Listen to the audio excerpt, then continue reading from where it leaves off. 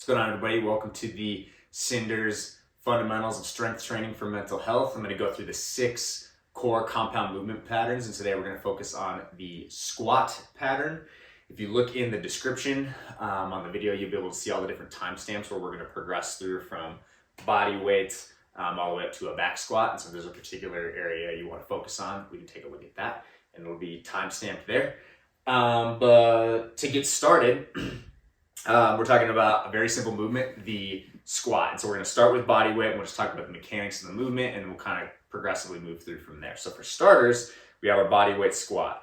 And so we're just coming down and coming back up. And the way that this works, they call it triple extension. So you got this joint, your ankle joint here is going to extend, your knees are going to extend, and your hips are going to extend. So they call it triple extension for that reason. Ultimately, what we want to do when we do a squat is we want to make sure that our knees stay over our feet. What you don't want to do is collapse your knees in. Generally, this is an issue you'll start to see, especially as people load this, is their knees will cave in. And that's just a weakness in the outside of the glute. And so one of the ways you can kind of cue yourself if you struggle with that is to pretend you're on a slippery floor with a towel underneath your feet. You're trying to spread that towel apart. That can give you that little bit of a cue to activate the outside of your glutes. But as I come down here, you'll be able to see my knees I don't care if my knees are over my toes. That's totally fine. That's been kind of debunked in recent years. I just want to drive my knees out versus in, and then I kind of just sit down in the hole that comes out from that. And we'll go down as low as you can with your mobility and come back up. And one of the things I wanted to call out is you'll start to see when you squat to a very low depth, depending on what your mobility looks like, there'll be a point where your low back rounds. There's ultimately not anything necessarily wrong with that, aside from like mobility limitations. I can come all the way down and squat all the way down here with my lower back rounding. I have to come up a little bit before it's going to be straight. What we don't want to do is get into that spinal flexion like that with a lot of load. So that's something to watch out for. You want to squat down. If you're going to load things up a lot, you want to keep your back as straight as possible. We'll get into that in a bit. But you ultimately don't want that break in the chain. It's like the best way I've heard it described is like a pop can. If the pop can is not crinkled, not dented, it's really strong. And then as soon as you add a little dent to it, it'll crush down. And we can also talk about bracing later, where if you're applying that pressure within, like if you have closed pop can, it's fully carbonated and sealed. That's the most structure there. When our spine's starting to round like that at the bottom, it's just going to put us in a compromised position. So ultimately, when you squat and you're going to do it heavy, you want a nice flat back, braced core, squatting down to the extent of your mobility before that begins to happen, generally speaking. You also see people talk about this online where some people don't really care about that particularly, or depending on the sport you're looking at or whatever, you might be okay with a little bit of that depending on the load. Ultimately, I think it's just best to squat to the extent of your mobility. And if you're under a bunch of load, we want to make sure that lower back isn't rounding at the bottom. So that's the body weight squat. How far apart do you want your feet to be? It actually doesn't matter. And there's a variation for everything. This is more of what they call kind of like a sumo squat when your knees are really far apart. You can have your knees a little bit closer together, your feet a little bit closer together. But ultimately, the best sort of happy medium and good place to start is to just kind of have your feet a shoulder width apart, maybe a little bit outside of that. And I just kind of find what's comfortable. Like if I was bouncing around, like where would I be? Be somewhere right around here. And I like to tip my toes out just a little bit. I find that my knees don't track as well when my feet are straight forward. So I do a little bit out, and then we just drop down and come back up. One thing I did want to mention, if you're really focused on knee health, you can elevate your heels to allow you to get a little bit more range of motion. So we're going to talk about that real quick. So if you stand on a plate like this, you'll be able to see, I might still get a little bit of lower. Actually, I think probably good there. Because my heels are elevated, I'm actually able to have more mobility. So this is a really great tool to use to improve your squat and to be able to continue to do it if your mobility is limited. So when my heels are elevated like this, it allows me to get into a deeper position.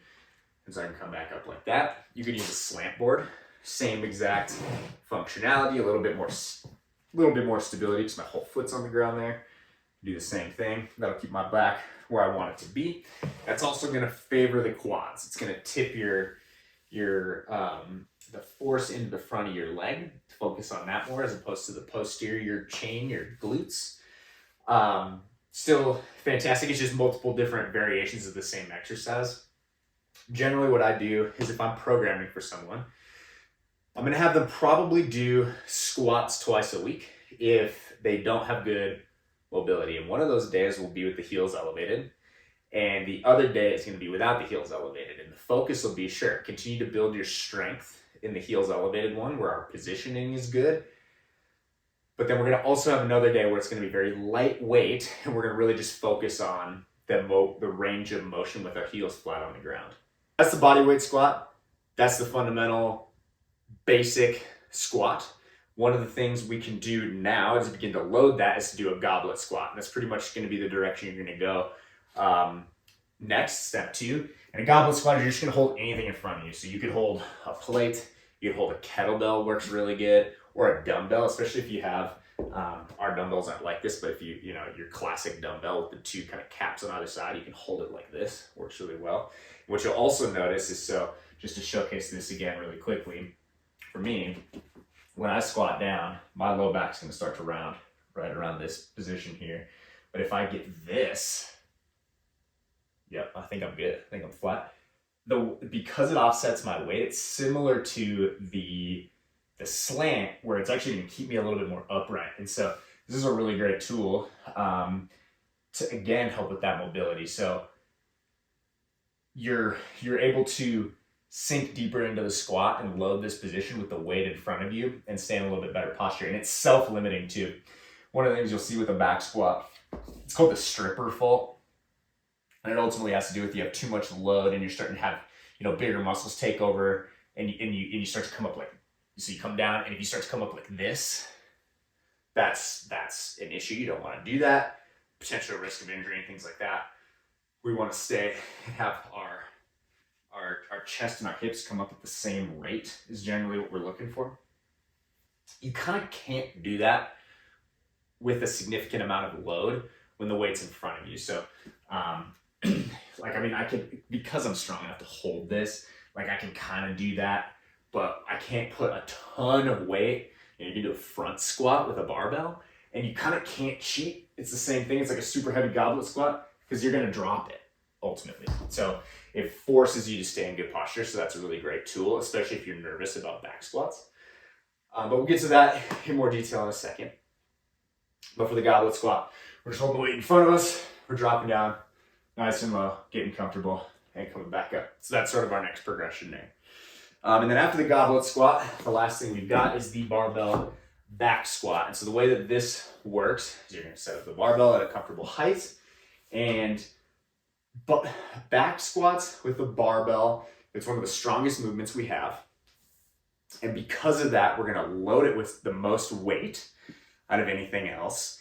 And that's all great. That just means we need to be very, very strategic and braced with this movement, very tight in everything that we do, because we're going to be loading so much weight that if we get into some sort of a compromised position, there's a lot of weight that's going to show up in that compromised position. So that's all it is. It's really not too scary if you approach it in a really smart way. It's just important to remember that we want to be tight and we want to brace. So to explain the bracing real quick, put your fingers into your stomach, breathe through your stomach and push them out. And flex, and you're going to do that. And when we squat, particularly the back squat, because we want to produce all that pressure, it's almost like your head's above water. So we're here, take a breath in, we're going to go underwater, and you breathe at the top of the rep. So you're breathing up here, you're holding your breath, pressing out, down, up, and then catching another breath before the next breath. So that's what bracing looks like. It takes some practice. But ultimately, if you're being smart with your weights, you're moving things up progressively, you're not going to put yourself in a scary position where you aren't understanding how much you need to brace for that weight, because you should be progressing yourself up nice and slowly with good form, slow reps, all that kind of stuff.